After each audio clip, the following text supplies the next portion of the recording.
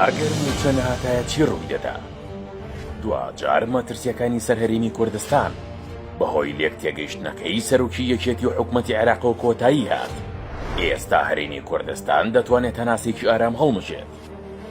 دوکاندار هەبووە کرێی زۆری لەسەر بووە.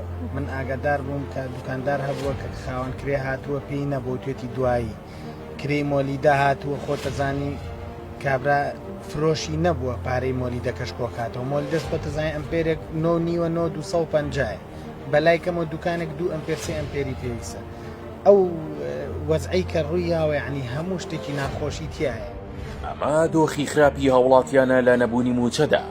ئەگەرچی زۆرێک لە خەڵکی ئامادەنین بەهۆی بەرزی شکۆیانەوە بێنە ڕوبەڕووی کامێرەکان، بەڵام بەشێکیان بە ئەرکی خۆیانی دەزانن نیگەرانیەکانی خەڵک دەگەێنن. هەرێمی کوردستان لە ڕۆژانی ڕابردوودا لە دۆخێکی هێندە سەختدا بوو. جگەلەوەی دەفتەری قەرزی فرۆشیارەکان ئەستورتر دەبوون، دوکان و بازاڕەکانیش چۆڵتر دەبوون، موچە خۆرانیش ناچار دەبوون لە ماڵەکانیان بمێنەوە. بەڵام دوجار بافڵتەڵەبانی وەک خەم هەڵگری خەڵک ڕووی لە بەغداد کرد. دوای 74 کاتژمێر گفتوگۆ کۆبوونەوە و دانوستان توانی مەترسیەکان بڕەوێنێتەوە.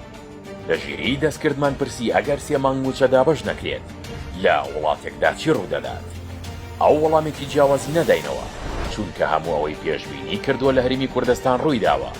ژیری دەستکردوتی بازاڕەکان ڕوبەڕووی شێوان دەبنەوە، قەرزەکانی هاوڵاتیان زیاتر دەبن، هەژاری زیاد دەکات، خۆ پیشاندان دەست پێ دەکات، ڕێژەی تاوان بەرز دەبێتەوە.